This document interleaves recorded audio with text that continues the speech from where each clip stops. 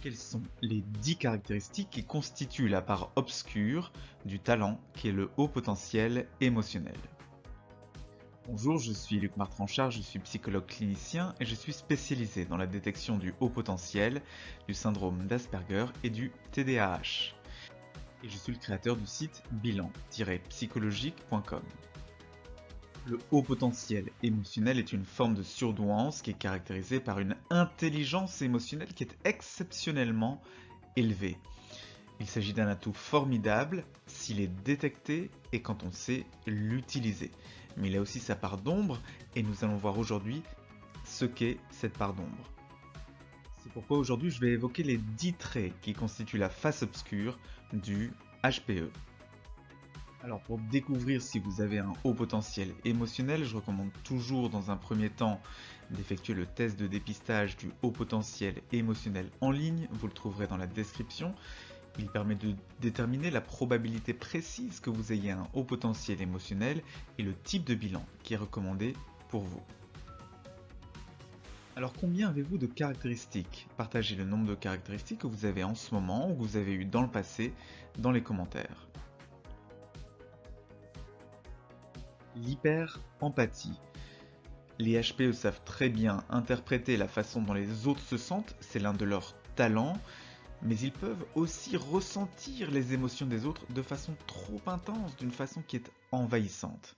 Et ça peut être un véritable désavantage dans le travail et dans les relations proches.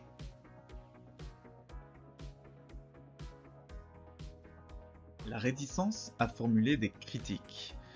Les HPE sont tellement conscients de ceux qui les entourent qu'ils hésitent à corriger des comportements qui sont négatifs chez les autres ou à prendre des décisions qui pourraient s'avérer impopulaires.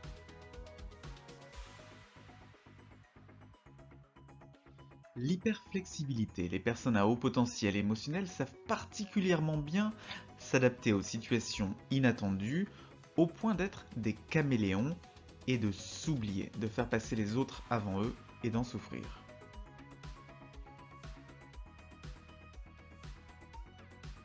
L'hyper-résilience, c'est la résilience poussée à l'extrême.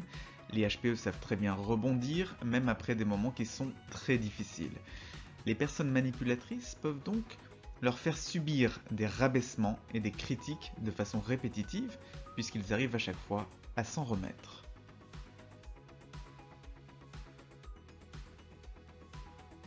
L'hyper-intuition. Les personnes à haut potentiel savent résoudre très facilement des problèmes avec leur intuition. Rien ne leur échappe, et ça peut être la source d'une souffrance importante.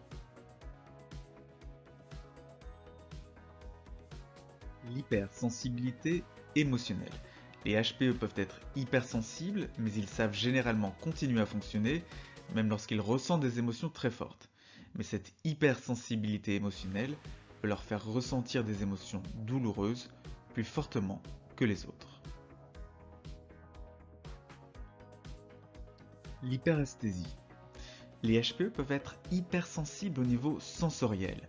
Ils peuvent se sentir envahis par des stimulations sensorielles, d'où un état de stress ou un état d'hyperstimulation permanent. L'hyperdécalage, c'est un décalage avec les autres poussé à l'extrême. Les HPE peuvent se sentir massivement différents des autres. Cette sensation d'être à part peut aller jusqu'à se sentir comme un extraterrestre au milieu d'êtres humains, d'où une difficulté à être soi-même avec les autres. Être hyper consciencieux.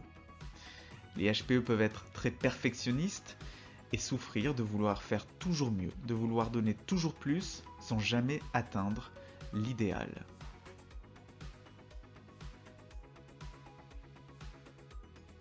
Être hyper convaincant.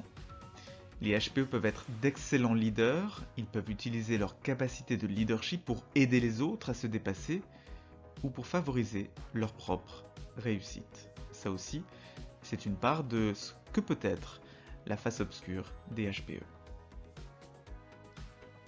Alors, combien avez-vous de caractéristiques parmi ces 10 caractéristiques de haut potentiel émotionnel. Si vous avez un score compris entre 5 et 10, je recommande toujours de commencer par le test de dépistage du haut potentiel émotionnel en ligne. Vous le trouverez dans la description.